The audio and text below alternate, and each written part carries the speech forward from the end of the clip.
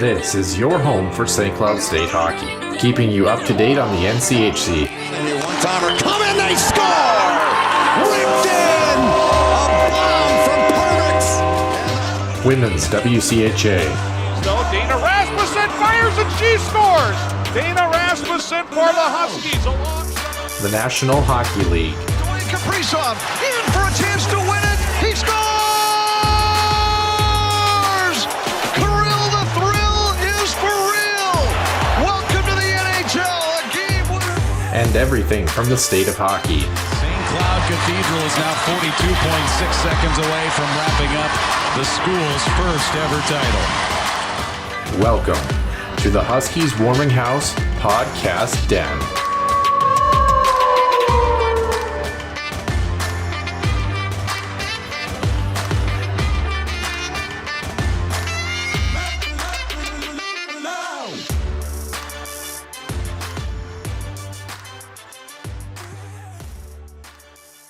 And welcome into the Huskies Warming House Podcast, episode number 125 here, late Saturday night, pushing into Sunday here in the mid to latter third of August, I would say. My name is Noah Grant alongside Nick Maxon as always, and we've got, once again, another great edition of college hockey news to talk about here with some NCHC previews. Our fourth team that we are going to be discussing in the previews is coming up today.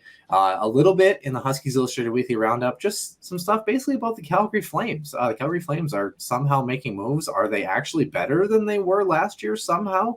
I have no idea, but we're definitely going to discuss that and find out. And then our extra ice session, we are just getting to the tail end of the World Junior Championships. The championship game is just finishing up right now, but one team that wasn't in there was the United States. A pretty big collapse for them.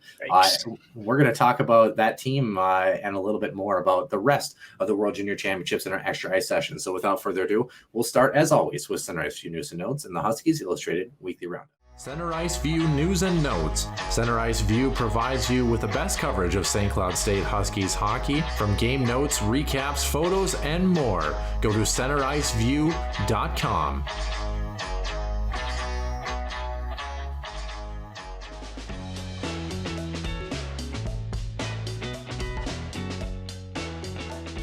Huskies Illustrated Weekly Roundup, Noah, and the biggest news of the week is Nazem Kadri is finally off the board, and it's not the New York Islanders or the Colorado Avalanche. Yeah. How about that? It's actually the Calgary Flames? Question mark. Yeah. But actually good for Calgary, right? 7-year deal, $7 million a year annually. How about this? To make room for him, they also traded 27-year-old center Sean Monahan to Montreal for a conditional first rounder and for also future considerations. This is an interesting one, Noah, because other way around. Sorry, the conditional first is going along with Sean Monahan. Right. That's yeah. So yeah. So for free, basically. Essentially, yeah. So Monahan at one time, I should say, at one time in his career, a 3-time 30-goal scorer, but has been injured the last couple of seasons. How about this? 23 points, only 65 games last year. He has not been the player that Calgary was hoping he would be.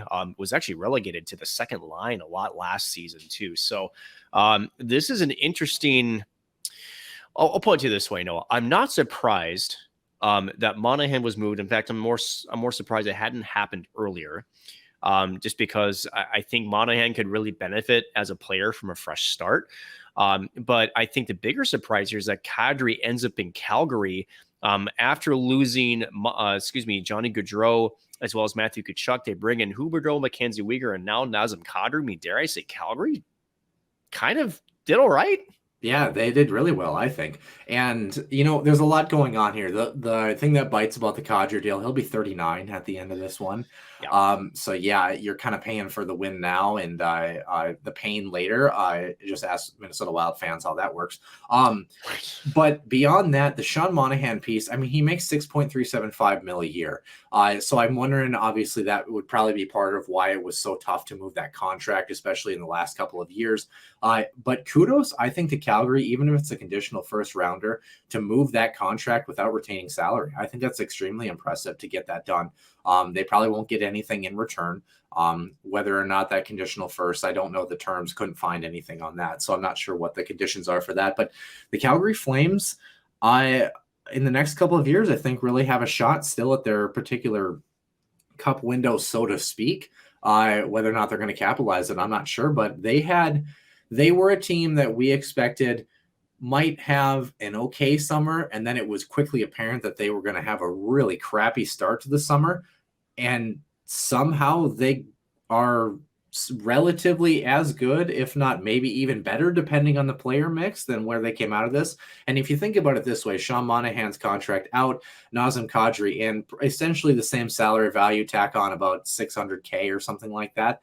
Would you take Nazem Kadri as a switch for Sean Monahan? I think at this point, because Sean Monahan's the player that he wasn't anymore. You know what I mean? Right.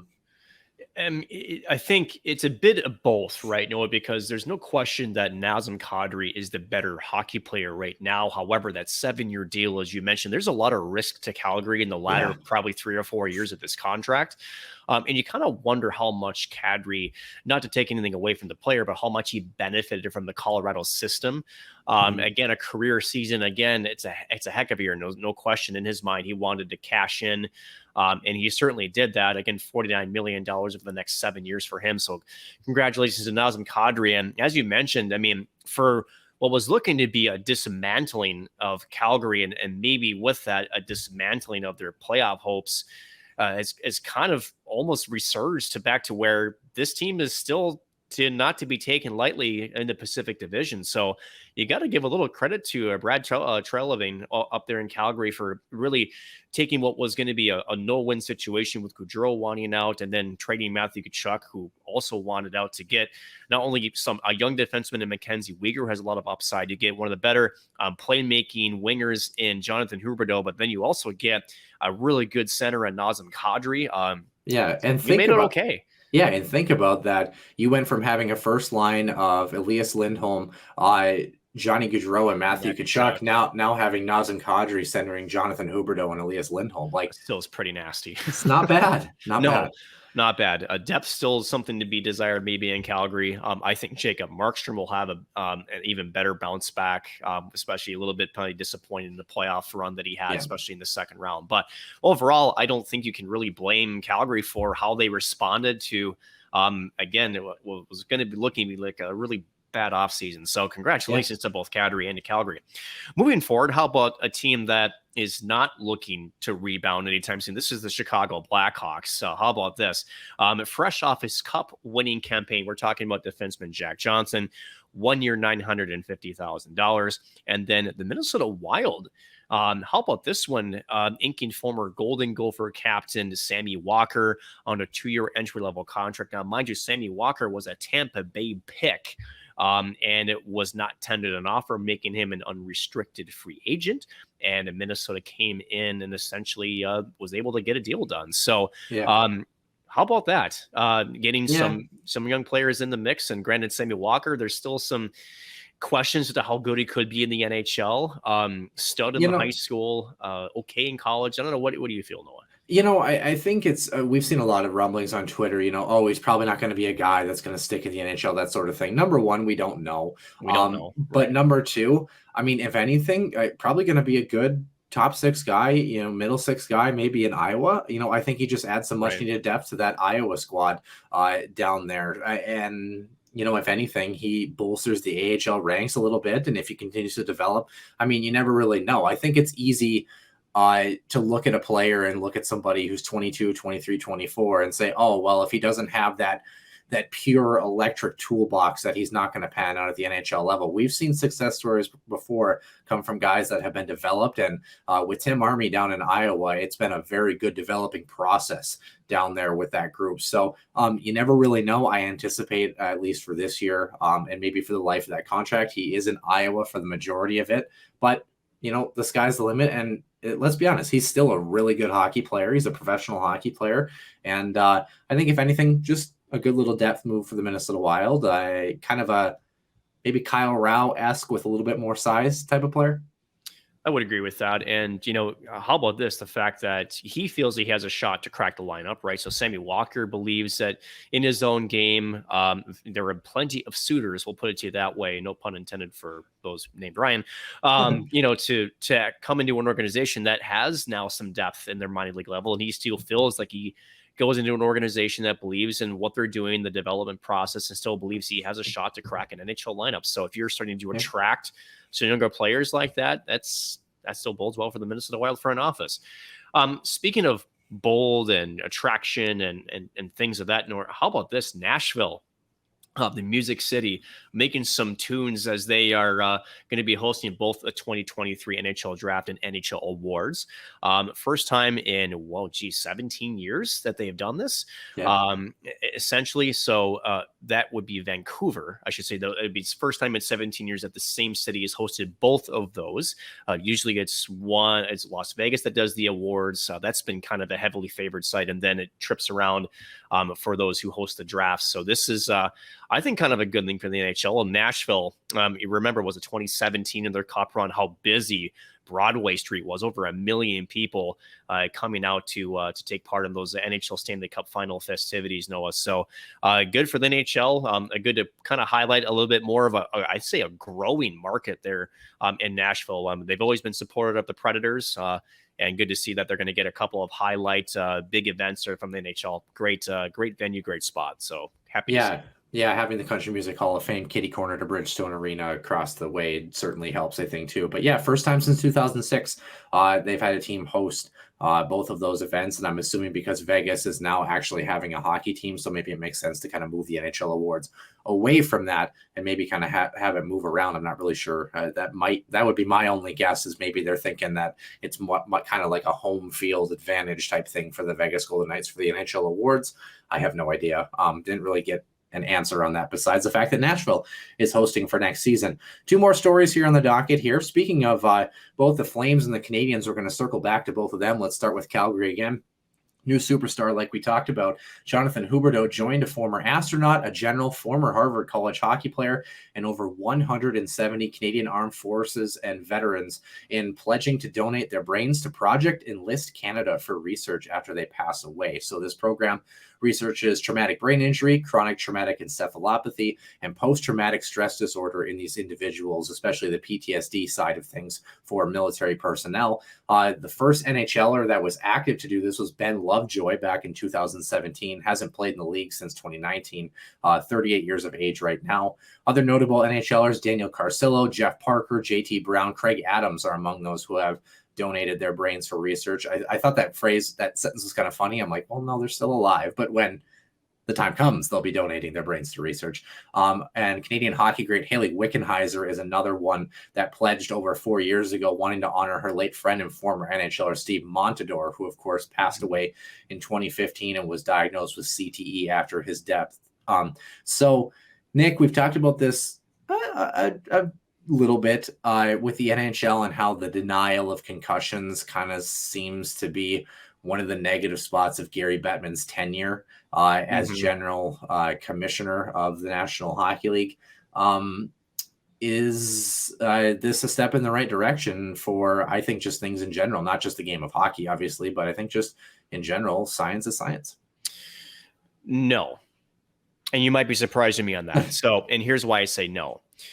The NHL is still in denial, despite the fact that a very recent publication actually essentially said that there was now a direct link between contact of the head and CTE. And the fact that both, I think the NFL has acknowledged that as well. A few other sports leagues have, and the NHL still hasn't. So this isn't a step in the right direction, because unfortunately it's the players themselves that are doing the donation. They're the ones that are stepping up to the plate and trying to aid in the research, yet the league is still essentially holding its line. And again, there's the question of why, right? No, and the easy answer to what a lot of folks have speculated is there is a liability for the NHL, considering that, it is a very contact heavy sport that, say, if the league were to come out and acknowledge it, that there would be lawsuits of plenty. The league would be essentially drained of its money. And now we're talking another problem, which means no more NHL. I find that to be a bit of extreme circumstances, but to me, it's not there yet until the league, whether it's Gary Bettman at the helm or a different commissioner, whichever it is, finally does announce that this is a legitimate thing. And until we get there, there's still progress to be done.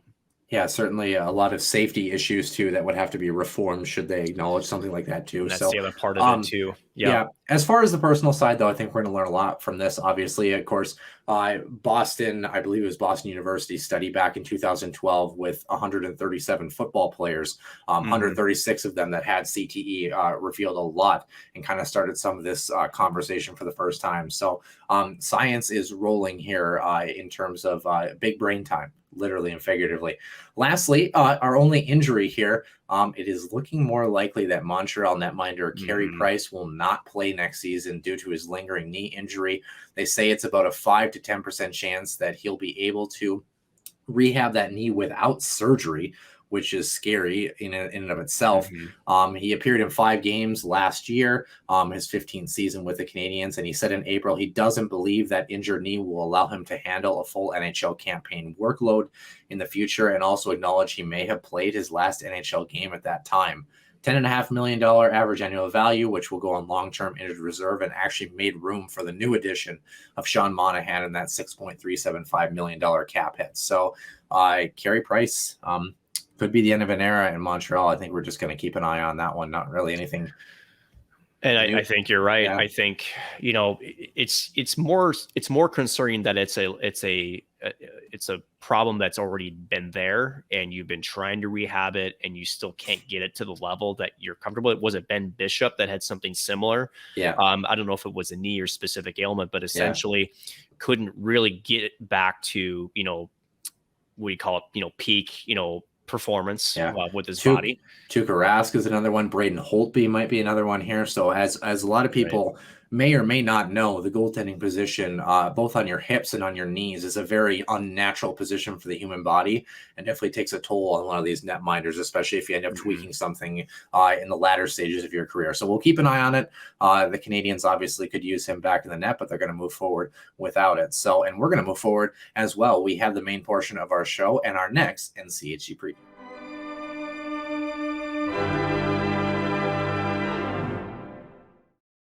And welcome into the main portion of the show, the Huskies Warming House Podcast, episode 125. Nick Maxon joining myself, Noah Grant, here for our next NCHC preview. For those of you who do not remember how this works, we are going through the 8 teams in the NCHC in reverse order of what we believe the finishing order will be. Besides St. Cloud State, they will be the last team that we talk about regardless here. Number 8 was Miami. Number 7, Omaha. Number 6, the Colorado College Tigers, Nick. And get this, last week's NCHC preview was one of the best shows in show history statistically. I don't know what it is about Tiger fans, but kudos to them and their listening prowess, because they were definitely amped and ready for the NCHC preview, and we really appreciate it. We had a lot of fun talking about the Tigers last week. I thought they're an interesting club that I think has the potential to do some real damage next season. This upcoming week here, this current week, today is what I'm trying to say. Number 5, the last team to not get home ice in the NCHC playoffs, should it get to that point, the Western Michigan Broncos we've selected for this edition here. Last season at Lawson Ice Arena, 1974 was when Lawson was built in Kalamazoo, Michigan, capacity of 3,667. This is a building, as Pat Ferschweiler enters his second season as head coach, his 13th with the team total. And then Jason Herter, who came from the University of Minnesota Duluth in his second year as well, along with JJ Crew in his second season as an assistant behind the bench, his 6th total with the team. He was player development for a while. And then second season as well for Will Massey as the goaltending coach, who of course was a former Bronco himself. This is a building St. Cloud State fans know it very well, Nick. It's a hard place. Hard place to play. Not good. Yeah. Very, very hard place to play. And they ran with it last season. The big part of their success was their ability to keep the loss of lunatics on their side. And the biggest influx was their road record was pretty good too. And just their consistency. I know we'll touch on that here briefly, but yeah, that home ice advantage was one of the top in the NCHC last season. So kudos to the Broncos for making really a home ice advantage there that they're in Michigan. This was a good hockey team last year, and I think a lot of people might wonder why we have them as fifth. To be honest, I think we even flirted with the idea had maybe CC or Omaha stood out a little bit more, maybe putting them closer to sixth coming up this season. And there's a reason for that, and it kind of stems to almost a similar issue that Nebraska Omaha had. We're going to get to that in a little bit, but talking about last year when I said this team was a good team, I wasn't kidding. 27-12-1, a .631 winning percentage. That 27th win, I included it. Team stats list 39 games played. They played a total of 40 last year. I'm guessing the first game against Ohio State is probably the one that they maybe didn't count as an exhibition game. They didn't count the Michigan game. That's what it is. No. What's funny is that I went through the Michigan State game because I was looking. I was like, why didn't they count this? Oh, it must have been that holiday tournament. But then I thought, why would Michigan be so worried about them if it wasn't a game that counted for the pairwise? So it must have been the Ohio State game in the beginning. I can't think of anything else, but nonetheless, they won the game 3-1. So a .631 winning percentage. Not bad. For the pairwise, that's third out of 59, third place in the pairwise, .679 for their overall winning percentage, and a 14-9-1 record for a .604 conference winning percentage. Third in the NCHC, 24 conference games, 11 non-conference, 4 conference playoff games. Remember, they made it to the championship game. It was a frozen face-off, losing to Duluth 3-0, and 2 NCAA games, beating Northeastern and then falling to the Minnesota Golden Gophers to go to last year's Frozen Four. Like you mentioned, very good at home, 12-4, 13-6-1 on the road, so very good in both locations. 2-2 on neutral sites, and they were 4-1-1 in overtime. So definitely a team that was a well-oiled machine. Their most wins last season came against Miami, followed by 3 each against Omaha and North Dakota. Yes. Yeah. And mind you, one of the games against North Dakota was the semifinal in the Frozen Faceoff, where they stalwarted the Fighting Hawks. Now, mind you, North Dakota was without Jake Sanderson that game, but they had everybody else, I believe, was relatively healthy. So still a very, very good effort by the Broncos against, I think, North Dakota, which I think would have been favored in that matchup, especially on that small ice sheet. Yeah, 2 victories each against St. Cloud, Duluth, Colorado College, St. Lawrence, Colgate, and Ferris State, and single victories against Denver, the Michigan Wolverines, Ohio State, Michigan State, and Northeastern. See what I did there? Losses, the most losses for this team against one single opponent last year, there were 2 of them. The Denver Pioneers and the Duluth Bulldogs each had 3 victories against this team. North Dakota had 2 victories against the Broncos, and St. Cloud, Michigan. St. Cloud had 2 as well, and Michigan and Minnesota each had 1. St. Cloud had 1 loss, and then they had a shootout loss. The Huskies did against Western. That was the only tie that was listed in this group. That was a shootout win for the Broncos in St. Cloud. So this team, Nick, was really good in goals for per game. So let's start there. They were plus basically 1 goal per game more overall, and plus 0.6 goals more per game in the conference. Scoring by period, they were plus 37 overall with a plus 23 differential in period number 3. This team knew how to keep the train rolling, put teams away. 18-3 when scoring first, and even when they got scored on first, they were 8-9-1. Nick, it's a solid, good team. Yes. Good team. Plus 37 shooting differential in period 3, plus 49 in period 2, plus 103 overall. They averaged almost 3 shots more per game, which doesn't seem like a lot, but in terms of shot separation, that's quite a bit. 17-4 when outshooting their opponent, and 9-8-1 when being outshot. So every game that they were in regardless of kind of how the game swung back and forth, and they were 8-4 in 1 goal game. So let's start there, Nick. This team was a team that we talked about being a dark horse candidate entering last season. They finished 3rd in the NCHC and didn't fail to impress. No, they didn't. And I think the biggest thing that we saw change under Pat Ferschweiler was the fact that this team didn't really have those big swings like we saw with Andy Murray, right? They were a much more consistent team. They were more balanced up and down their lineup.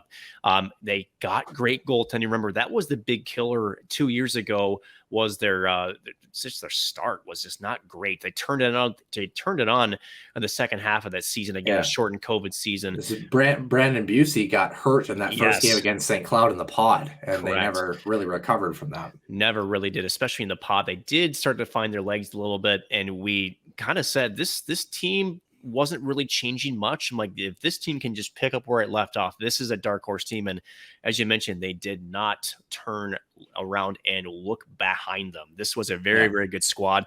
They got scoring up and down their lineup. Really good tandem on D. Again, Brandon Busey back in net was really good. He was a big brick wall.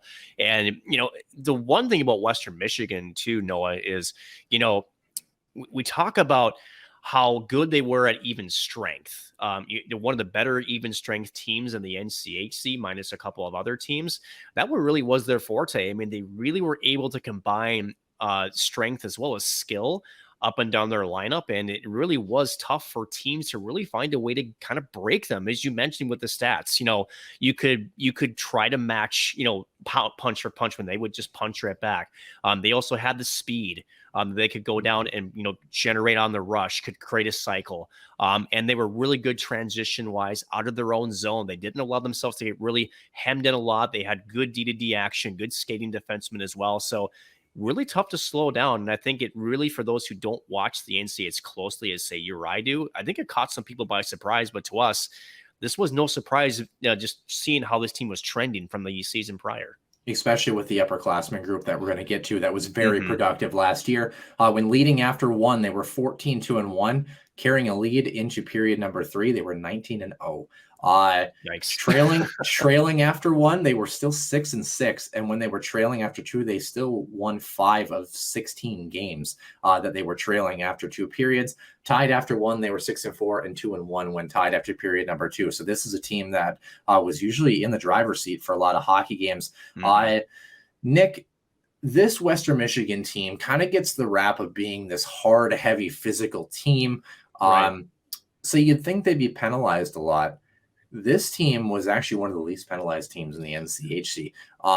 They were minus 0.67 penalties per game compared to their opponents, and they only averaged just over 9 penalties a contest. Compare that with some of the other teams that we've done. The next lowest was Colorado College, but then the other teams were in the 12s or 13s penalties per game. So they weren't taking a lot of penalties. When they were, their penalty kill was at 81.7%. They did allow 28 goals on 153 chances, but their power plays certainly made up for it. 41 tallies last year for a 24.6% mark. That was a team that was offensively heavy, was a very well-oiled machine, and a team that came in with 2 graduates, 5 seniors, 4 juniors, 15 sophomores, and 5 freshmen. This team had 31 players on their roster last year.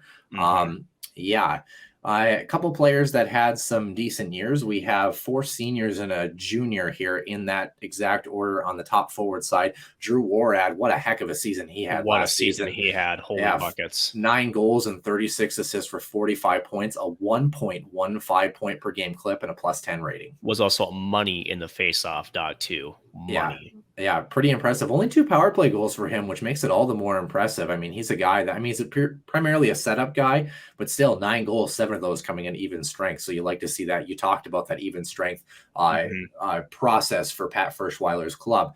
Ethan Frank, who was a senior, he had 1 less game played, but just over a point per game clip, 39 points for him, including 26 goals last year. A guy found a way to put the puck back in the net. 10 of them were power play markers and a +15 rating for him.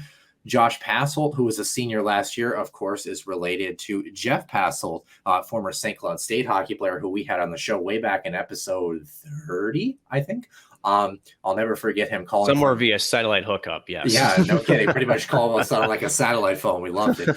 And then of course it was mere weeks after that was when the pod started, and the game winner in that game actually was accidentally scored by Josh Passel on his own net. Accidentally batted that puck in the dying stages of that game. So, but had a good year last year. 28 points for him. 2 power play goals. Was -4 though. Interesting. And a .74 point per game clip. So 8 goals, 20 assists, but it was still -4. Don't really know how that happens. But okay. Yeah, I don't know. I don't know. Cole Gallant, who was a senior, he had 26 points last year, 4 power play goals and a +15 rating. And then the final forward that I had in here, there was a lot that we could have included, but Jason Pollin, who had the same number of points at 26, had the same number of power play goals with 4 and was +6 last season as well. Defensive side here, Nick, Ronnie Attard. Yeah. How about averaging 0.92 points per game as a defenseman? 13 goals, 23 apples, 36 points, and a +20 rating for Ronnie Attard last season. And yet he signed with Philly, that poor guy. He might actually play, or Chuck Fletcher might trade him for 5 firsts. I have no idea. No, he will include him with 5 firsts just to dump the contract. That's how that works. No kidding. And then Michael Joyu was the senior last year that had 32 points in 39 games, 4 power play goals, was -3 as well too. So kind of some random minuses in some of these top scorers here. And then as we mentioned, Brandon Busey, who was a junior last season, played in pretty much every game, 26, 12, and 1, a .255 GAA, a .912 save percentage, and 2,334 minutes of action in the net. Average. For this goaltender here. So, Nick, top performers last season for the Broncos, a very veteran-laden class that has now disappeared into the sunset for the most part. But what did you think of these guys last year? Was it something that, as you had mentioned, you and I kind of keyed in? Did you feel like we saw this developing, or were you even surprised by the production of some of these guys? I think a little surprised at the offensive production. I think, again, just based on the way that this team was constructed merely from Andy Murray's, right? They were not necessarily the most offensively gifted. They were very much in terms of the hit and grind type game style. Pat Furschweiler trying to kind of, mess the two together, try to get a little bit more offensive push, but also keeping that gritty style of play, which granted some teams, including St. Cloud, had a very difficult time against Western Michigan. And a lot of, I guess you saw this last season, again, third in the conference, had tough finding answers. There was a good blend. And I think, with Pat Furschweiler too, and I think just the mental game of this squad too, really just trying to keep things as even keeled as possible. And he even discussed it too, which is, we're trying to find ways to win games where we should win them. And it's, there were times where, again, in years past, and mind you, Furschweiler, he was an assistant before taking over as head coach, where they would have really good games and then not, or they'd have a good period and then they would just not keep that same level of gameplay up for the entire 60 minutes. That really turned around. And again, what the most impressive win, as I mentioned, it was against North Dakota, the NCHC Frozen Faceoff. You talk about, going with a different kind of game plan. I mean, they were almost reminding me of a Colorado College. They were trapping. They were being very defensively minded against North Dakota, taking away the middle of the ice, quick, clean exits if it was either off the glass or a quick flip. And it's that kind of adjustment, right? It's that kind of where a team isn't known to be kind of like, well, shall we say, an AIC against the Huskies. Sorry, I couldn't help myself. St. Cloud fans, I couldn't. I'm sorry, but just doing what you had to do to put yourself in a position to win a hockey game. And that's that versatility that Pat Furschweiler unlocked in this roster. So it was a combination of, you have a good senior group that had a lot of potential. He unlocked more of that. And then you get, a little bit of help up and down the lineup. This was a team that, shall we say, had a bit of destiny to it and had, the season to prove it. It was actually quite fun to watch. Yeah. So speaking of that group that we had just mentioned, a lot of those names, Nick, what does the number 13 mean to you? Does it mean anything? If it's on a Friday, it means everything. Well, it must have been a Friday in Kalamazoo, because that's the number of players that are exiting this squad from last season. So and a lot of those names, in fact, all of the names on that list, except for Cole Gallant, who I don't know if he's returning. He's one of 3 graduating players after last season. Haven't really gotten a chance to figure it out, but out of the 3 that graduated, he's the only that I might see returning next season, just based on his production. But players that we know are gone here, Nick. Ethan Frank signing with the Capitals organization. He's with Hershey. Josh Passel signed with the Buffalo Sabres organization. He's in Rochester with the Americans. Drew Warad signing with Detroit. He's in Grand Rapids with the Griffins. Michael Joyu signed with the Toronto Marlies. Ronnie Attard, like we mentioned, signed with Philadelphia. Goaltender Brandon Busey with the Boston Bruins organization. Defenseman Scooter Brickley is transferring to Ohio State for his senior season. Matteo, is it Pecky or Peccia? I always mess this one up. Junior, he's headed to Alaska Fairbanks. Forward Jared White is also headed to Alaska, but he's headed to Anchorage. Jan Gurney, sophomore, is headed to Long Island. Nick Strum is headed to RPI, as is Alex Aslandis, who's going to be Aslanitis. And he's going to be a junior next season. Goaltender. Yep. Other goaltender, Ross Howerluck, entered the portal and has not been picked up by a team. In fact, he might have headed to the University of Manitoba last I saw. But 5 forwards, 5 defensemen, and 3 goaltenders exit this group, as well as Jamie Rome, who's a forward, and Jared Kucharek, who was a senior defenseman. He graduates along with Cole Gallant. Cole Gallant, like we mentioned above there, had 26 points last season, so he might return for a 5th year as a graduate forward. I don't know. So we'll keep an eye on that. Notable players coming in here, Nick. We've got 3 of them. Carter Berger, who's a senior from Connecticut. He had 8 points in 35 games last year. Defenseman Zach Galambos, who's a junior from AIC, 29 points in 36 games for him last year. And goaltender Kirk Larson, a sophomore from Miami, who had a game played last year. So where does that leave us? I don't have a clear-cut answer on this, because this is the first team that didn't have an updated roster and incoming freshman class. And I was telling Nick pre-show I had to dig long and hard to try to find both of us. It was very tough. It was extremely difficult. So if we get 1 or 2 of these names wrong, we seriously apologize. We're doing our best. My guess, if Cole comes back, 1 graduate player, 2 seniors will be on this roster, 11 juniors, 4 sophomores, and 8 to 9 freshmen for a crew of 26 to 27 to 28, something like that. 15 forwards, 7 defensemen, 2 goaltenders, which would mean 5 forward freshmen, 2 to 3 freshman defensemen, and 1 freshman goaltender is kind of what I've rounded out based on birth year, statistical production, and by need of this team here. So, and I really have to give a shout out to the account WMU Recruits on Twitter, also helping me verify some of this information with the list that he or she had put out there. So I really appreciate their spreadsheet that they put out to kind of help me verify some things. But as Nick and I were talking about, probably about 6 or 7 sources and a lot of newspaper articles, thanks to the Rink Live, as well as some articles and newspapers out east to kind of give us some bearing as to players that might be coming in here, Nick. So it was definitely an extreme challenge. A lot of turnover here in Western Michigan, and that's part of the reason, before we jump into these players, Nick, that turnover is part of the reason we have them at number 5. They had a great year last year, but they lost a lot, and a lot of what they lost was what helped fuel the train last year. They're all the top producers are gone, for lack of a better term, right? No, and when you have these, wave of babies, as St. Cloud experienced 3 years ago, right, is you're going to have growing pains. And granted, it's one of those, again, and I kind of wish too, for St. Cloud's purpose, mind you, this was the 2020 season that was cut short again. They were starting to trend in the right direction. That was the final years of Jack and Nick Paling that were sort of leading the charge, and you could see some upswing. But again, this is such a tough conference, right? And there's so much that has to be done with terms of confidence and trying to play not only consistently, but just trying to find a groove, right? And I think, again, with such a large underclassmen number that this is going to have, and a lot of their top producers gone, this is going to be an uphill battle for Western Michigan. Now, granted, we still feel like the quality of the talent that's still there as well, it's coming in, puts them a little bit above the last 3 that we have previewed. But again, as you mentioned before, this is not going to be the same team we saw the last season and a half, I would say, right? Where I still think Pat Firstweather has has done a really, really good job of transforming this team little by little to try to make it a little bit more competitive in this conference, which again is the best from top to bottom. Definitely going to be more of a developmental year than anything. But I still believe that Firstweiler is the man for the job. And we'll just have to see how these incoming freshmen do with adjusting from either juniors or another college into the Western Michigan program.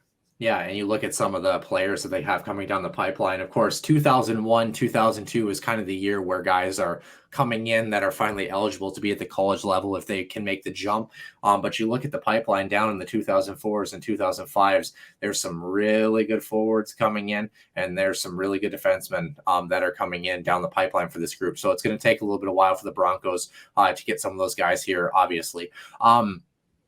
We're looking at these freshmen coming in, maybe 8, maybe 9. I'm not quite sure. Really, the question mark stems from the defensive core, because you have essentially 4 defensemen that are going to be retained, and then you have a 5th defenseman coming from the transfer portal. So my guess is you take 2 defensemen for sure, and maybe a 3rd, depending on birth year, depending on development, what you feel.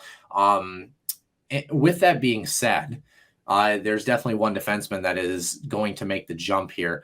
And the other piece of this too is that the class that was sophomores last year, that huge sophomore class that now becomes juniors, had a pretty decently productive season last year. So that's part of the reason we also have him at number 5, is that class has a little bit of experience and is going to be kind of the bulk and the main glue of this crew moving into their upperclassmen years.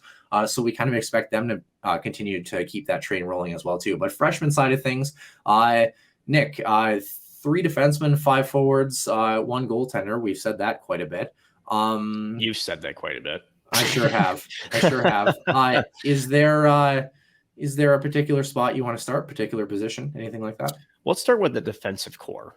Okay. Just because, again, that was the biggest area of improvement I felt like for Western Michigan was their defensive corps, and I'm curious as to how they are continuing to make that better. Yeah, extremely interesting here. Samuel Solon is the defenseman that he's going to be here for sure. Stockholm, Sweden, 6'1", 174, a left-handed 2001 shot. He's a 4th-round draft pick in 2019, 111th overall by the Dallas Stars.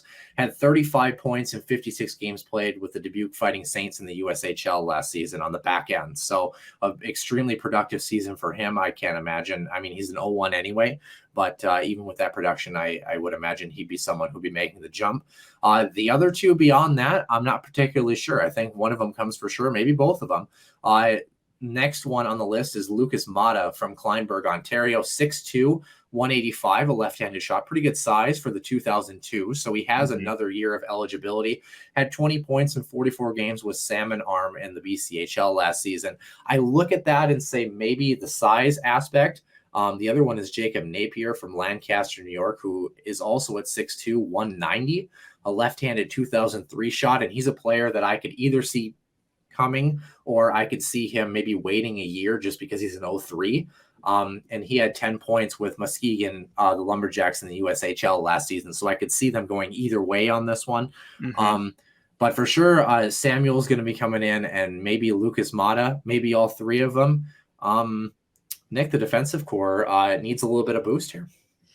They do. And again, you mentioned the first gentleman from Sweden. Again, you know what you get out of Swedish defensemen. Good two-way players, good skating, good hockey IQ. Again, the 35 points is, reflective of that. Just ask, is it Miro Heiskanen? Is he Swedish, right? Okay. Is he Swedish or is he Finnish? He's Finnish. I did not finish that sentence right. So how about Victor Hadman? There you go. Just lacking a little bit of size, right? At the end of it. But, that would be huge because I believe that's where Western Michigan is trending instead of that big brawny kind of defenseman, more of that two-way style that can sort of add a little bit of offense to a good skating defenseman as well. So he's going to be probably like you mentioned, they're probably their biggest prospect in the back end that could help kind of shore up that bottom 2, maybe bottom 3rd pairing. I still think maybe, Noah, that if as an organization, you probably want all 3 just because let's say you want to dress 7, but then let's just say, hey, you get an injury. That depth, I think that 8th guy is important.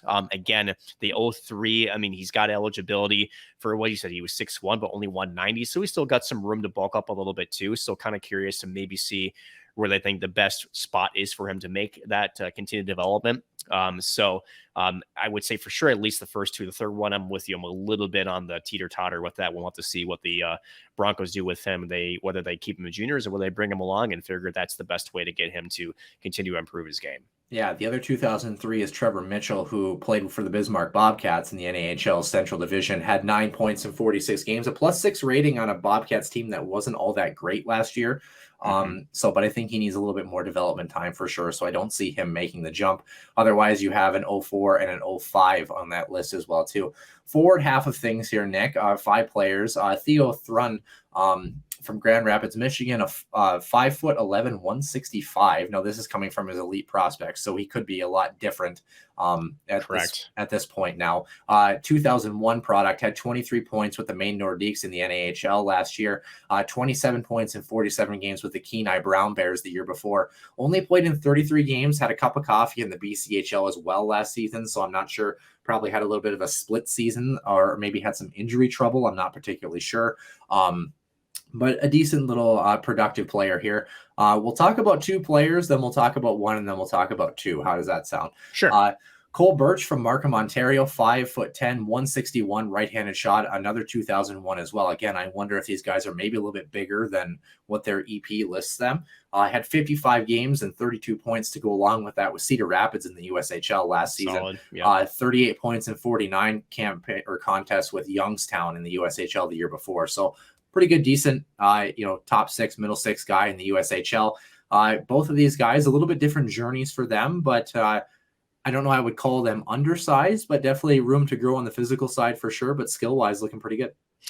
And that's the transition, right, away from Andy Murray's sort of game style, which is I want the size. I want you to be able to escape it, maybe not the most offensively skilled. We're starting to see a little bit more emphasis put on skill, maybe not necessarily on size per se. These guys are still going to be able to skate and be a little bit more in terms of maybe offensive IQ, offensive prowess, maybe more puck possession type.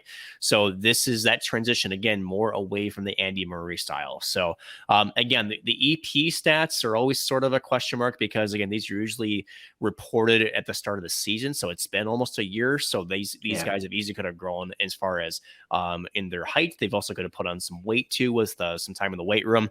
But nonetheless, going to the Broncos and obviously, catching the eye of First Weiler and his staff. So definitely have to wait and see how these guys look, but looks like to be a little bit more speed and skill in terms of what we're going to see in this lineup. Yeah. All of these forwards, the 5 that I'm listing are all 2001s. I should just put that out there. 5'10", 183-pound left-handed shot from London, Ontario. That's Ryan Mcallister, who's a forward. Nick, I want you to tell me if this is good. This is coming from you never asked me that question. That's interesting. Yeah. The Brooks Bandits in the AJHL is where Ryan Mcallister played. Mm-hmm. 60 contests for him. Tell me if this is good. 57 goals, 82 assists, 139 points.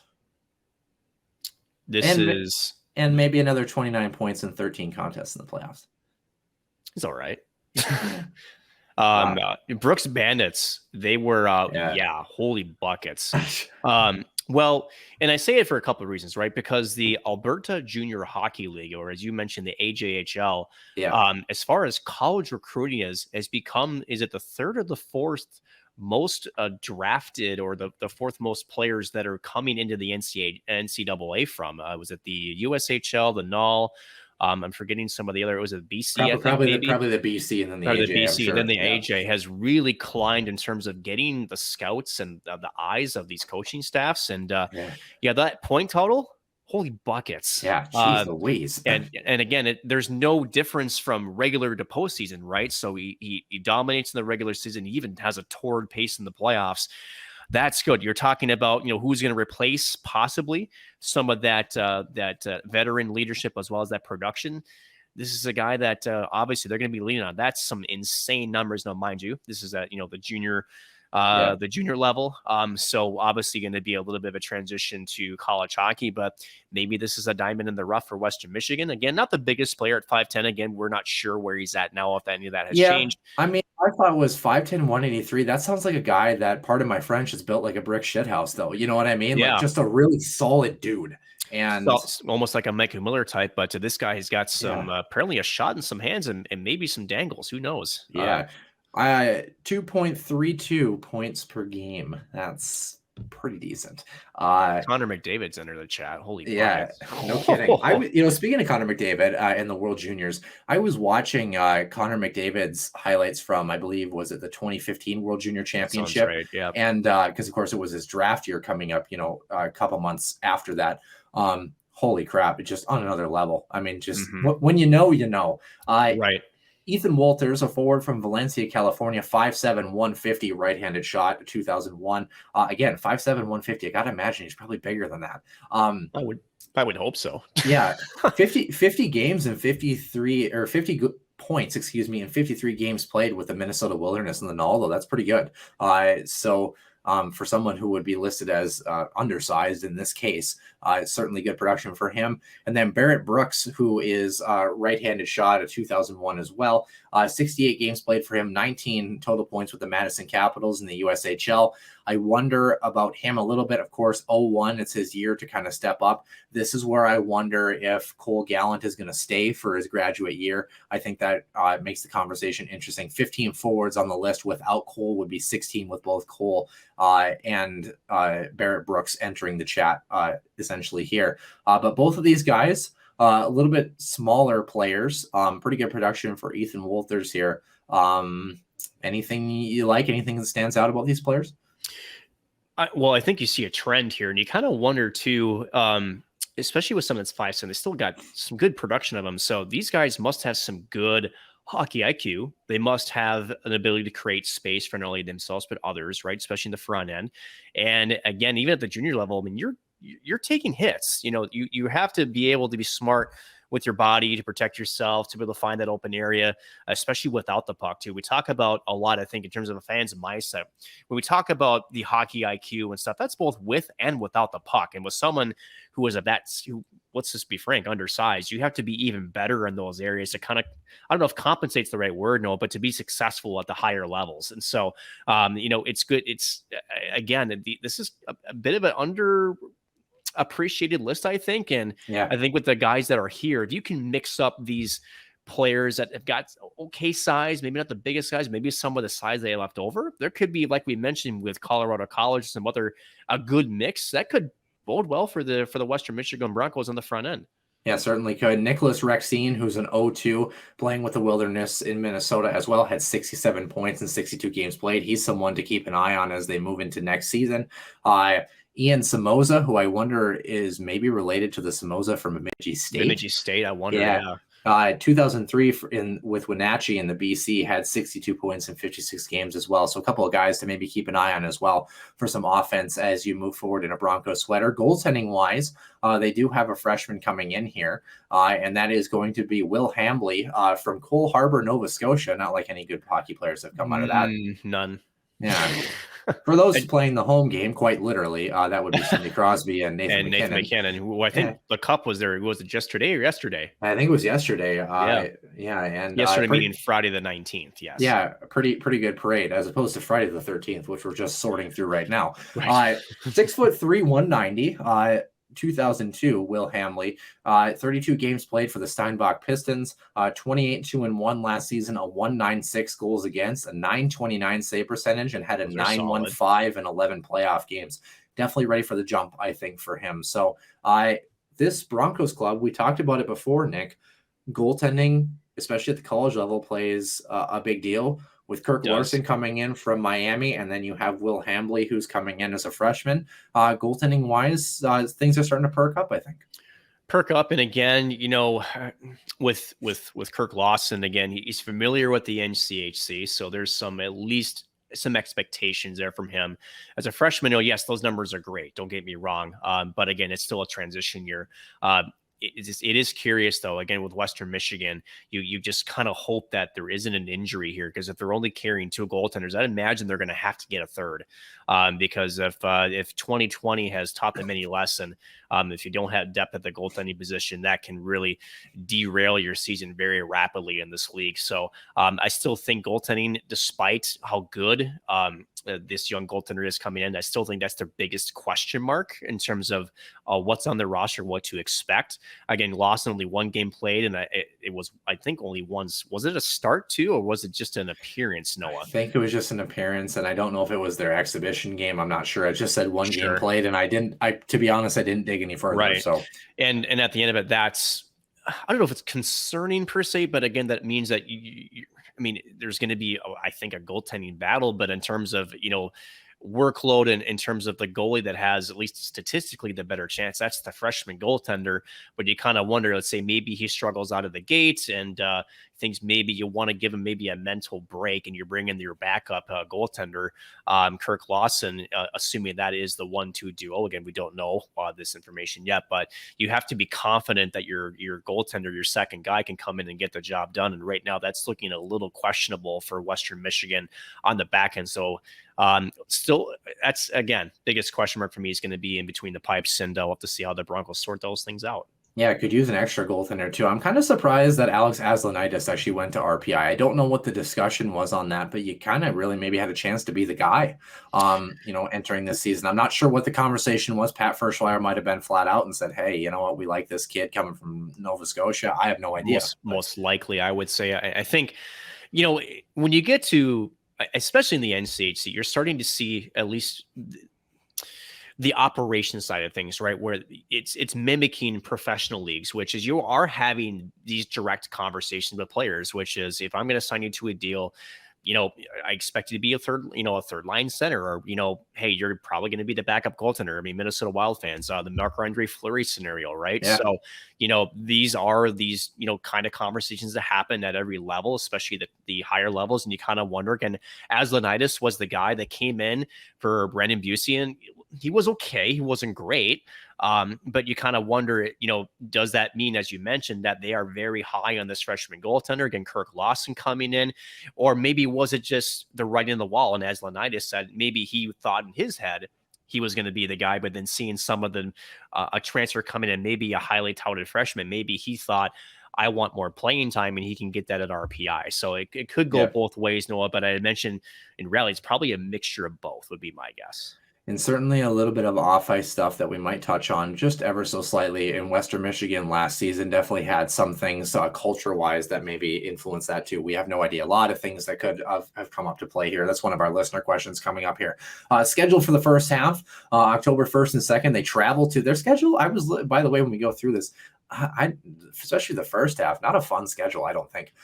No. October 1st and 2nd, they travel to Alaska Anchorage. October 8th, they play Ferris State in Ferris State. The 13th and 14th of October, they're at home and then traveling to Bowling Green. And then the following weekend, they're traveling and then at home versus Notre Dame.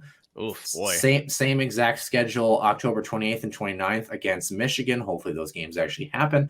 No, Pearson's gone, so it'll happen. Yeah. November 4th and 5th, they're at home against Miami for their first NCHC test of the year. The 11th and 12th of November, they are in St. Cloud. November 18th and 19th, they are at home against Duluth. And then the 25th, they travel to Nashville for the Music City Hockey Classic. That'll be fun. The first ever. They're playing Northeastern. December 2nd and 3rd, they are in Omaha, and then the 9th and 10th, they're at home against North Dakota. So a lot of travel, a lot of home and homes, just kind of a weird fluctuating schedule. I don't know. It's the only 2 times that they do have St. Cloud, though, and it's in St. Cloud, so Huskies fans rejoice a little bit there. And Noah, real quick, too, you talk about how a travel schedule can impact a younger team too. You kind of wonder, with all this travel, does that hurt them a little bit in terms of especially a younger type roster and trying to get them adjusted to NCAA Division I hockey life?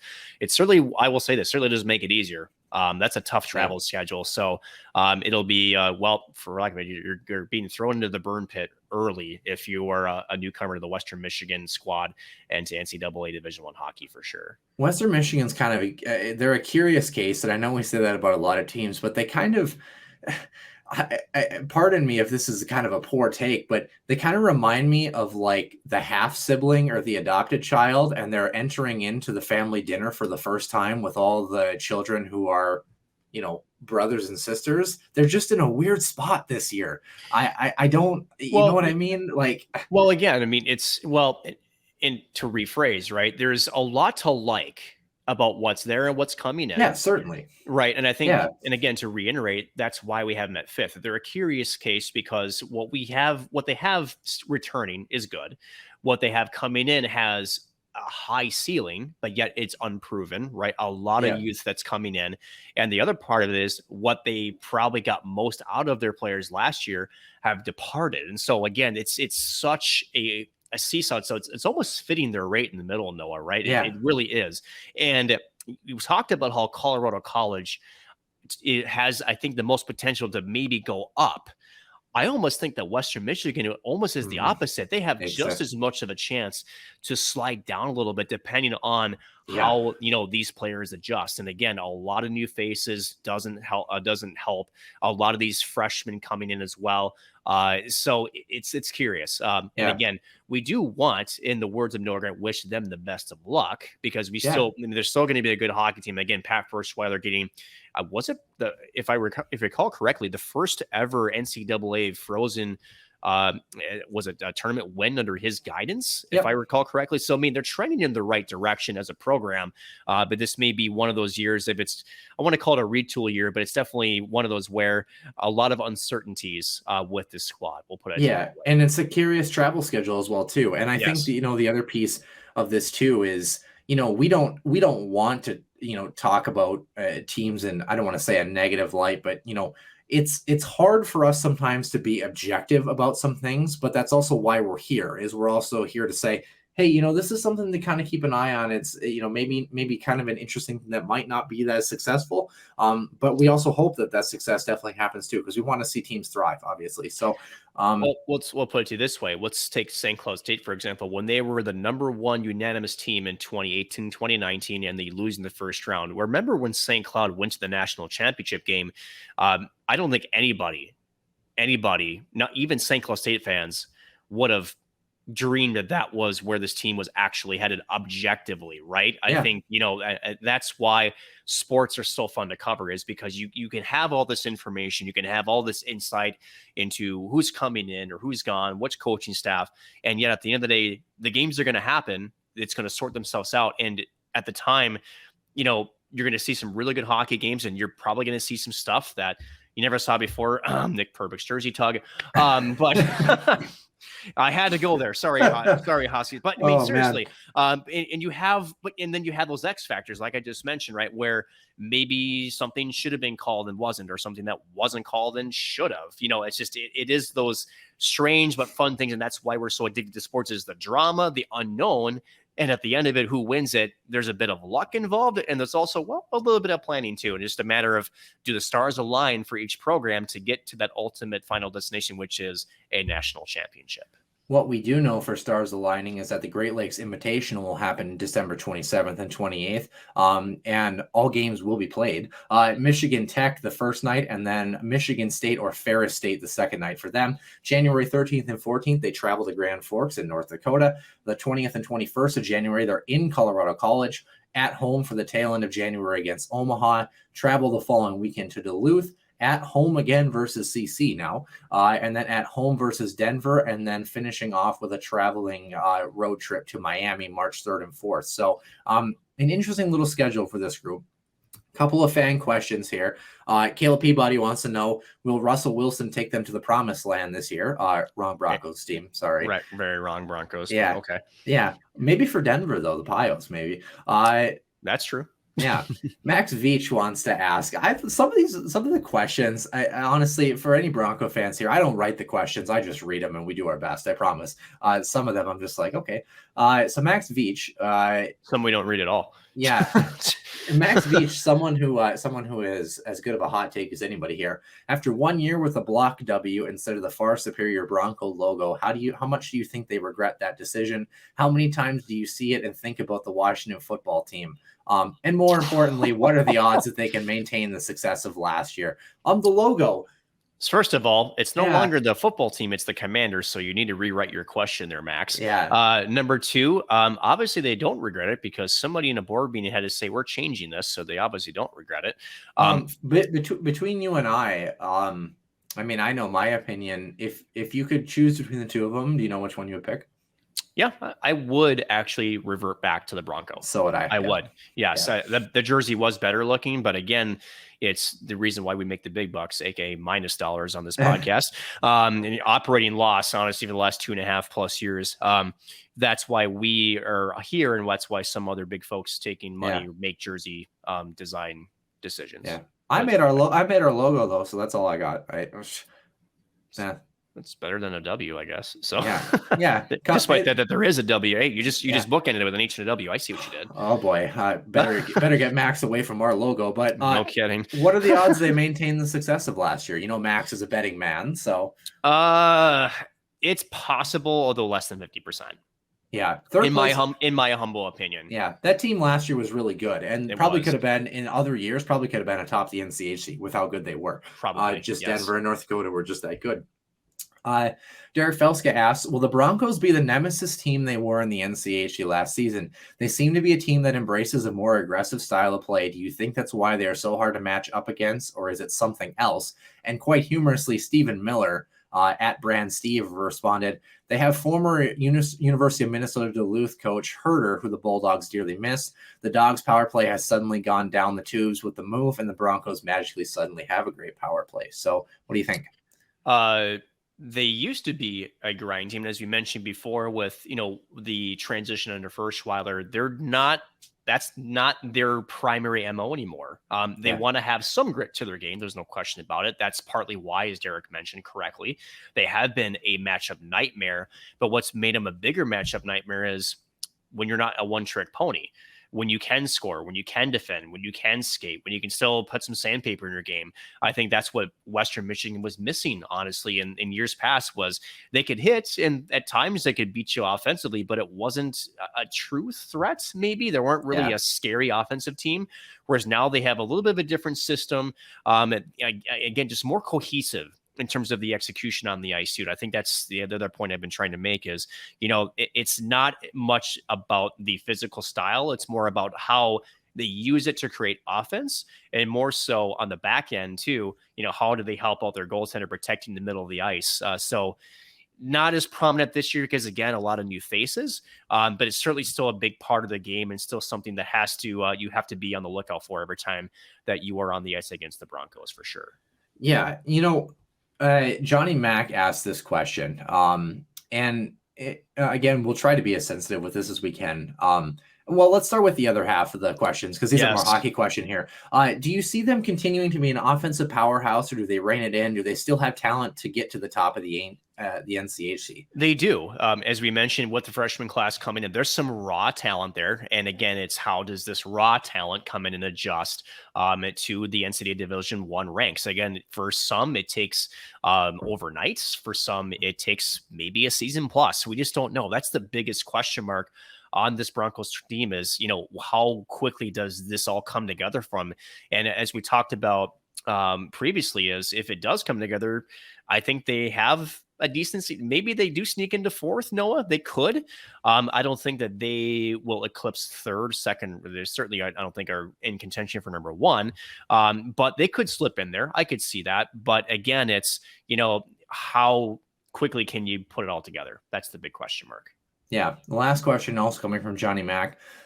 What's the deal with the culture of college hockey in the state of Michigan? Is Western Michigan cleaned up after bucking their captain and coach? And part of this goes back to, obviously, the Mel Pearson situation. The other piece, and we won't dive into it really at all, but Paul Washy, and of course, his situation where he was removed from the roster after a suspension from the team, arraigned on third-degree criminal sexual conduct by force or coercion, essentially right after Christmas. And I don't really want to jump into that too much because we really want to highlight, this Broncos club and the excitement there. But it is a question that is a fair one. Moreover, I kind of want to know your opinion on this, Nick. Is Western Michigan, are they able to put that all behind them? How does Pat Ferschweiler kind of regroup them? And with this new incoming class, how do they kind of create this new stamp on college hockey in Kalamazoo? First of all, I think the question is portrayed a little bit with some false premises. And what I mean by that is you're taking the actions of one player, albeit their captain, and trying to blanket that to the entire program. I personally don't believe that you can, although their perception is there. So I understand fans and how they can equate somebody on a team or a business, speaking in general forms, to the whole company or to a whole. Yeah. So to say, I mean, the question, and again, I'll read it again, is WMU cleaned up after bucking their captain? To be fair, that's a huge distraction. And don't forget, his brother Tim is on this hockey team. Right. So let me get there. Right. So because I was getting there. Yeah. We have to be able to separate those who commit the acts versus those who don't. Yeah. I personally don't believe that there was a inherent, deeply rooted multiple culture problem within Western Michigan's hockey team. Now, with the specifics of the question, right now, granted, there was a time in December where Paul Washy was out of the lineup. There was literally nothing that was corresponding to his absence. Essentially, when they were asked about it, it was that he was away from the team. So when it was learned about, from what we understand, is that it was quickly discussed. He was removed. And then we were towards, it was it January, I think, when it kind of really exploded in terms of, well, is his out? The allegations had come now public. And then that's when Western Michigan stepped in and said, hey, when we learned about it in early December, we suspended him from the team. We told them that he would not be allowed near the team, near, training with them, nothing. So they took away the distraction, right? And so when Johnny Massey came in before, they did then. They said that we're not going to put up with this. Yes, there is a legal process to anybody alleged of any crime, right? But to help protect our hockey team, we're going to move forward from this. And look what the result was. I'm not saying it's a direct correlation, but having the first ever program win in NCAA tournament history, that's a big deal. This team was still just as much dangerous. So they handled it accordingly. And I don't think it really ever was an anchor to them. I think it was a situation that came up. They handled it quickly and is very specifically, and were able to move by it. So I don't really think it was much of a disdain as long term as people would maybe perceive it to be. I think it was a very quick acted, let's get rid of this. Let's move on. You need to handle your things outside of this. We're going to make sure that as a hockey team, we continue to have success moving forward. And this is what we have to do to make sure that happens. Yeah, certainly agree. And like I said, we don't want to detract from it and anything. It is a fair question. Things did happen. But at the same time, I'm glad the clarification obviously is important, I think, for that. Right.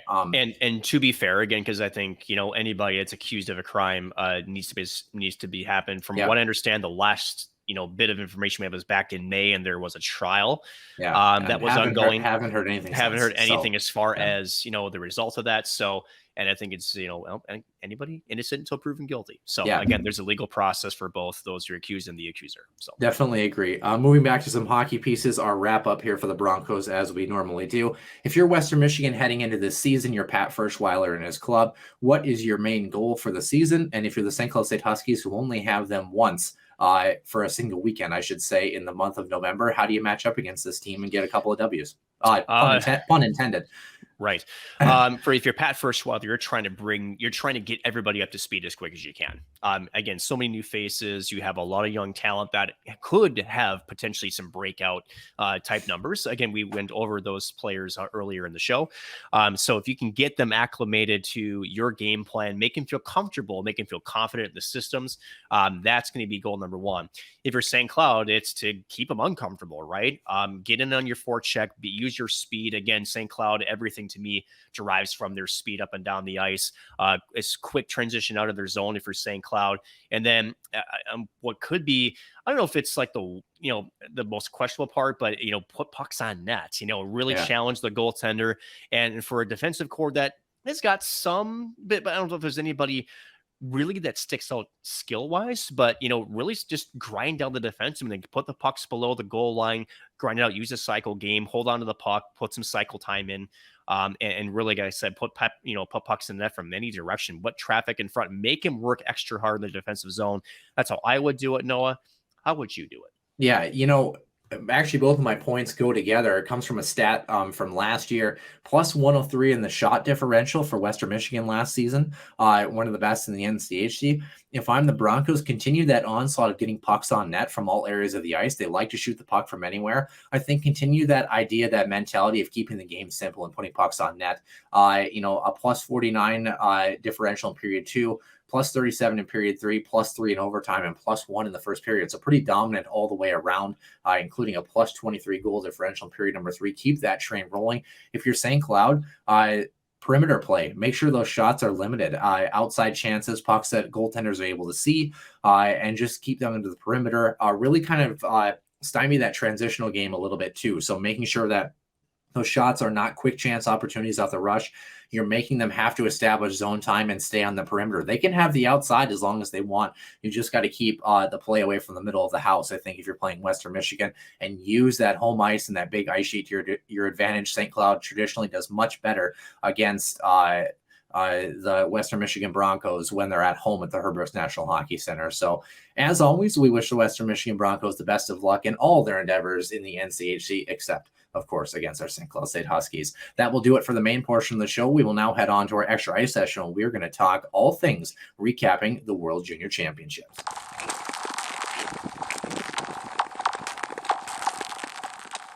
And welcome into the extra ice session. Noah Grant alongside Nick Maxon here. Nick, we tried to plan the show out accordingly. It's not going to plan, thanks to the Finns for that one. 2-2 heading into overtime here on this Saturday night. We were hoping to have the answer to the result. Third period just ended between Canada and Finland, so we'll hopefully get an update on that as well. The big storyline here, I think on our side especially, is the monumental collapse in the early part of the medal round for Team USA here. So kind of to recap and bring people up to speed as to where we are at to get to this point. Medal round began on the 17th of August here. The 17th of August. I was trying to figure out why this looks so confusing here. The Finns beat Germany by a score of 5-2. Sweden beat Latvia by a score of 2-1, a much tighter game than I think a lot of people had anticipated. Canada beating the Swiss 6-3, and the U.S. falling 4-2 at the hands of Czechia to advance to the semifinal rounds. It was Canada besting Czechia the next night by a score of 5-2, and then the Finns a gutsy 1-0 victory over the Swedes. Sweden.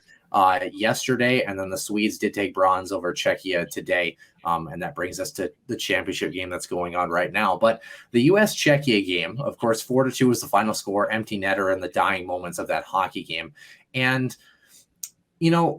this was a game that I think on the surface, and you look at the game winner, we talked about the Colorado College Tigers last week and Caden Mbereko and the great play that he had.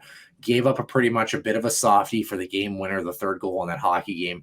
Shots 30-24 in favor of the U.S., and then penalties in minutes pretty much identical in this hockey game. I got to be honest, though, Nick, I went back and, watched this hockey game because I didn't get a chance to see it live. I saw it the next morning.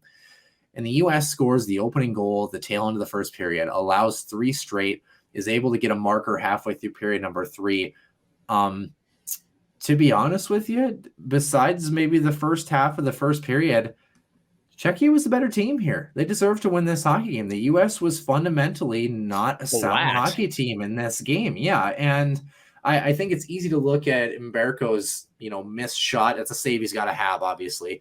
But I think beyond that, the U.S. should have been able to handle this team a lot better. They are one of the best defensive teams in the tournament. They are one of the best well-oiled machines entering the medal round. That's not to say that you can't be off on any given night, but it's hard to fault just one or two things for the U.S. They were not a good team on this night.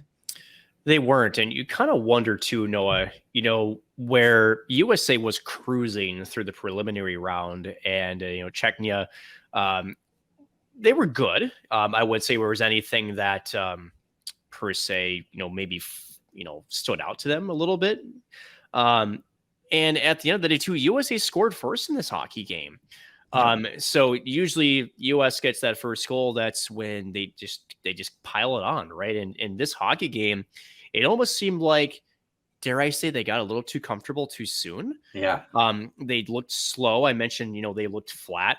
And, I think the biggest thing about this was, they were one of the better, and no, not the better. They were the best goals against squad in the tournament preliminary round, and just incredibly just not great fundamentals on defense. Their structure wasn't great. I just got the sense that they kind of took this game for granted. I mean, am I wrong on that? Yeah, no, you're not wrong at all. And I'm trying to see the shot totals. Yeah. For each of these teams here and team statistics here, but it's interesting, and I'm trying to figure out what the order, the double IHF and the way that they do some of their sheets and stuff is really confusing. So bear with me. Yep. Bear with me here. Shots 30-24 in favor of the US. Yeah, shots were 16-10 for the US in period number 1. Shots were 4-8 in favor of Czechia in period number 2, and then 10-6 in period 3 for the US. Yeah, kind of a weird hockey game. The U.S. had, that major power play. You also had the slew footing major against Berger for the U.S. as well. Just a weird, undisciplined hockey game in some senses, where the penalty minutes were the fairly similar. But with that being said, it was just a performance that was not characteristic of the U.S. team that we had seen, even in the game against Sweden, which was kind of a nail-biter at the end. This U.S. team, just a lot of question marks and a lot left to be desired. And the thing that's most disappointing, I think, is that you look at Finland, who beats the Swedes 1-0, is now going into overtime with Canada. And I think we talked about the Finns being probably the next best team between the two, besides the two North American teams. The U.S. and Canada game would have been an absolute barn burner had they made it to this point. Those were two teams that were heavily favored to match up, and the U.S., like they have done in a lot of international tournaments, a pure choke job. Pure choke job. Now, one thing I will give Czechia a lot of credit to was they really gave the U.S. fits when the U.S. would move the puck low to high, and there just wasn't a lane to the net. So you got to give him a little bit of credit too for checking, getting and clogging those shooting lanes, especially from the point position. You want to watch guys like, say, Luke Hughes or I'm trying to think. He even was at Jack Peer at the line. I mean, there wasn't these clean lanes they're used to having at the top of the by the blue line. And so you got to give Czechia a little bit of credit there too for being defensively, maybe more of a mental gaffe than anything. But the U.S., dare I say, and sometimes, Noah, too, there's games where maybe you're just overthinking it. It's a do or die game. With a prelim game, you could lose it. Granted, you can't lose too many, but, you're still living to fight another day for the most part. Whereas when the pressure turned on to one and done, dare I say, maybe it's more of a mental gaffe than it is maybe anything else. And that's been, as you mentioned, maybe the more frustrating team with the U.S. in certain tournaments is that there are teams like last year's team that could rise above the occasion. You mentioned the soft goal by Caden and Berger for the third goal that gave Czechia a 2-goal lead at the time in the second period. You kind of wonder if there are just a different mix of players that just are able to overcome, and I don't know if you want to call it adversity, but the ebbs and flows of a hockey game. And for whatever reason, Team USA in a winner-take-all game just didn't seem to have that. Yeah, certainly not. Caden and Berger for the tournament, by the way, in 5 total games, a 1.76 goals against average and a 9.21 save percentage. Just played just over 238 minutes in this. St. Cloud's own Jack Peart had 2 points in 4 contests for him. Team leader in points was Thomas Bordelot, who of course plays for the San Jose Sharks, had 1 goal and 7 assists for 8 points. A couple guys with 7. Matthew Coronado had 7. Carter Mazer had a really great tournament with 7 points as well. The 2 guys with 6 were Landon Slaggert and Logan Cooley. Of course, Logan Cooley, the 3rd overall pick to Arizona in this last draft. Hey, wait a second. Real quick. Yeah. Where was Matthew Nyes? Matty Nyes had 3 points. Luke Hughes had 6, by the way. Missed him on this list as well, too. Yeah. Matty Nyes kind of had a weird tournament. He was kind of snake bit, in a couple of the preliminary games, and I don't think was able to really kind of find his groove a little bit. Wyatt Kaiser, of course, Minnesota Duluth, had 3 points in the back end, 2 goals for him. Those all coming in, I think the first 2 prelim games, and he went silent, if I recall. Yeah. So Hunter Mcallen, who we talked about for Colorado College, had a single point as well too. So a lot of these guys, Brock Faber, Minnesota Wild draft pick, had 2 points in 5 games. He was plus 10 though. In fact, had the best plus minus rating on the entire team. Was the only one in double digits.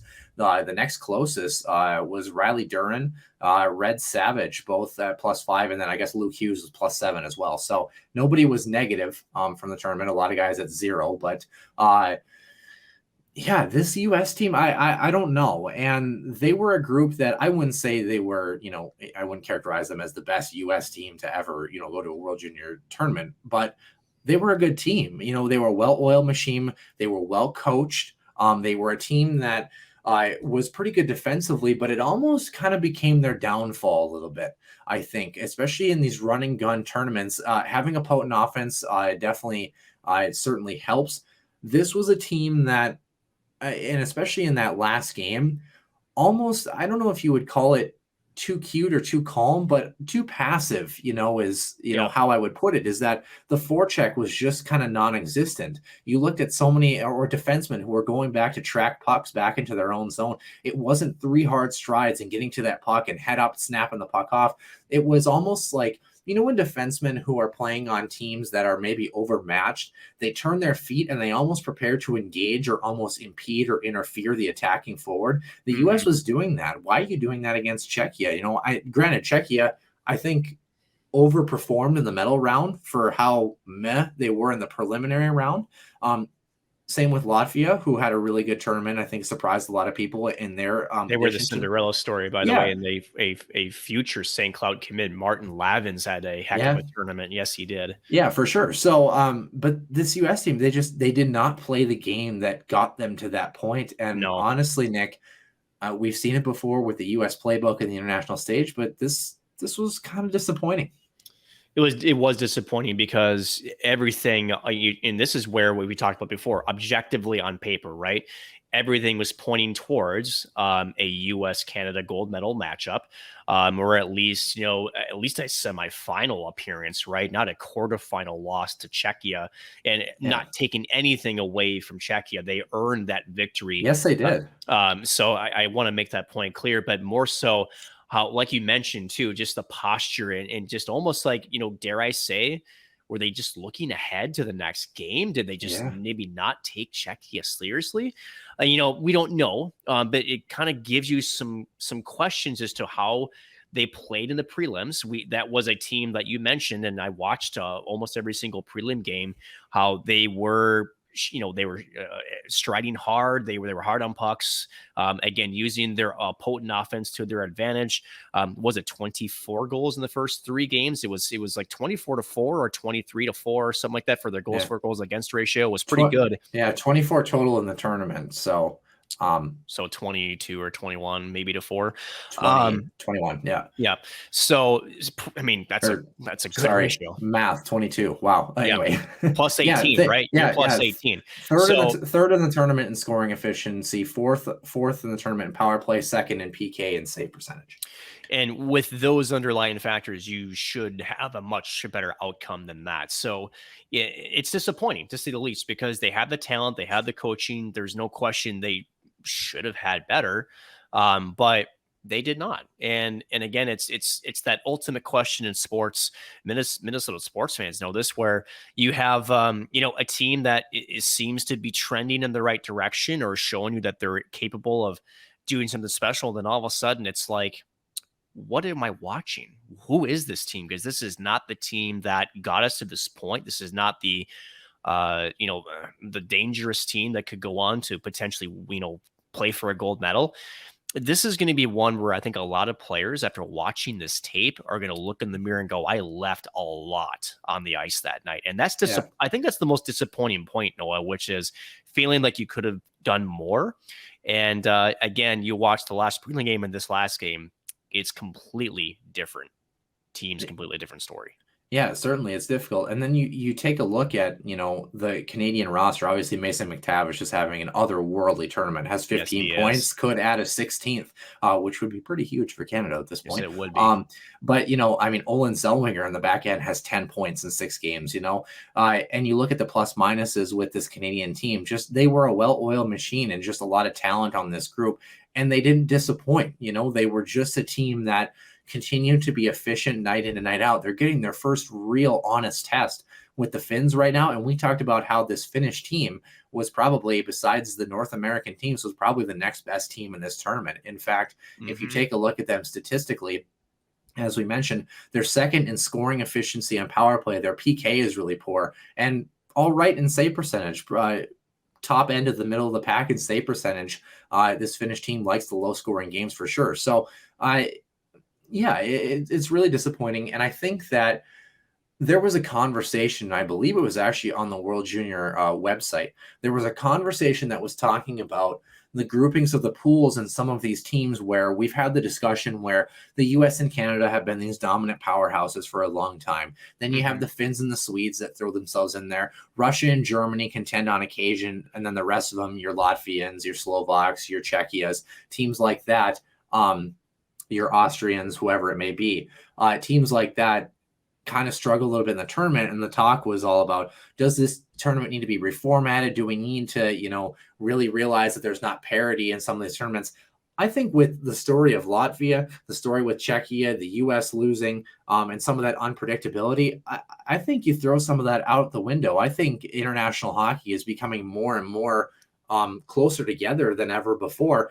Granted, the U.S. choked. We talked about that. But at the same time, I don't think anything's a given anymore like it was 10 years ago for a lot of these teams. No, and at the end of it, that's the opposite argument is, by teams like, say, Germany, who have, sort of been a program on a very fast track rise, shall we say. Slovakia and Czechia, again, they've hung around, against smaller countries. But then again, you have Russia again, who goes up and down. Sweden, Finland are kind of, I would say, in that second tier behind US and Canada in terms of they have some decent depth. Usually every year they're always usually kind of in that conversation to be in the medal round. But by being a team like Latvia and you're going up against this, say the bigger giants, right? You're learning every single year. You're taking lessons from that. And granted, the scores, I get it. Everybody looks at the scores and let's say 7-0, 7-1. And you're like, why these guys are there? It's part of the growing pains of growing the game. That's really what it is. It's not. Is it pretty from a fan's perspective? No, but you got to look beyond the numbers. You got to look at what that experience is like for those athletes, the players, and even so the coaching staff, right? Because they're taking notes, they're going to watch film, and those players that participate are going home, they're sharing that experience, and whether it's inspiring others, they're taking that to the next level with their workouts, with their skill training.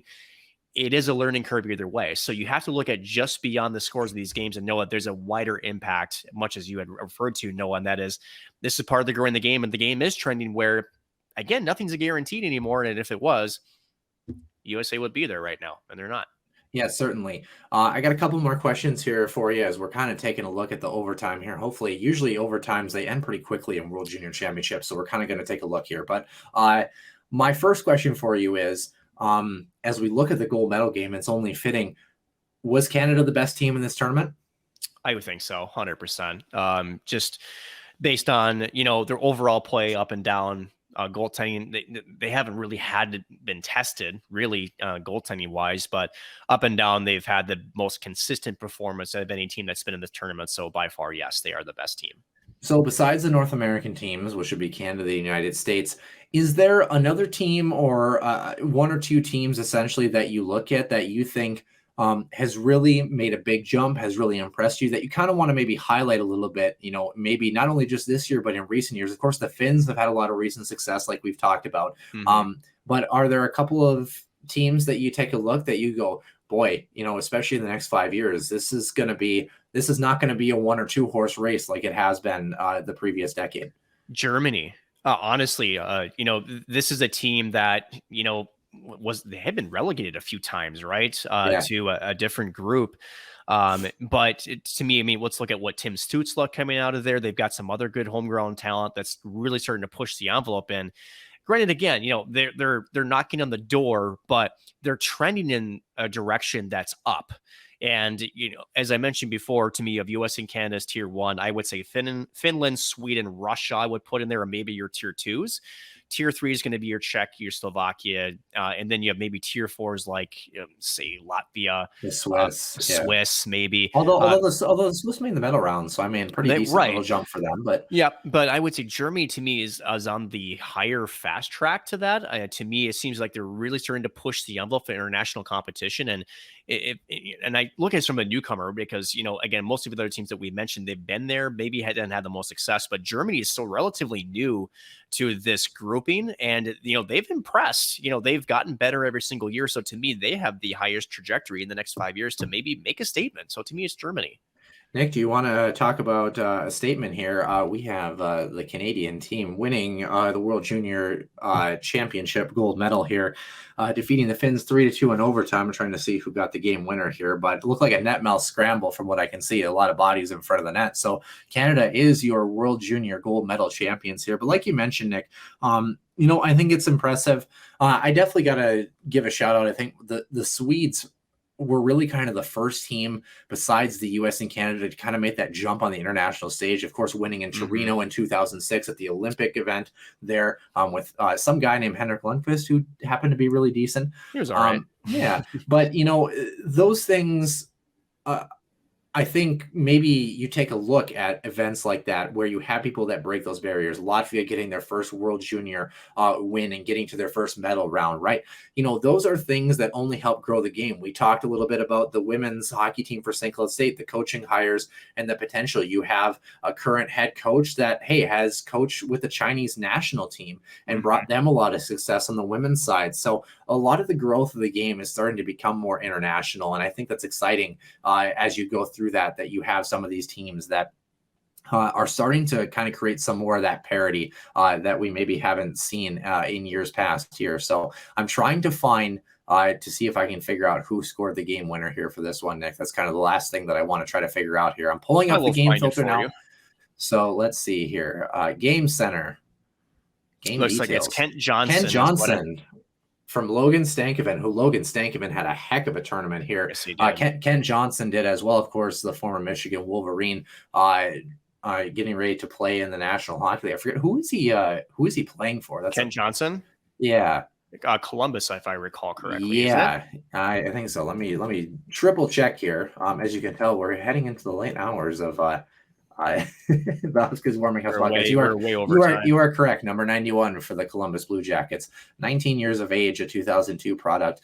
For those who are wondering, in his NCAA career, he had 2 seasons at the University of Michigan, and he had 64 points in 58 games, 47 assists for a 1.1 points per game clip, and scored a pretty big goal last time I checked. So with that being said, Nick, anything else you wanted to add to kind of wrap up the World Junior Championships? We're good. Yeah, well, Canada was good. Canada was good. Yeah. With that being said, we appreciate all of our listeners and viewers. Stay tuned as we get towards the home ice participants here for the NCHC previews. Nick and I have hashed out our decisions here as we move into teams number 4 through number 1, and we are excited to bring you next week's action as well. For Nick Maxon, I'm Noah Grant, and we will see you soon in the den.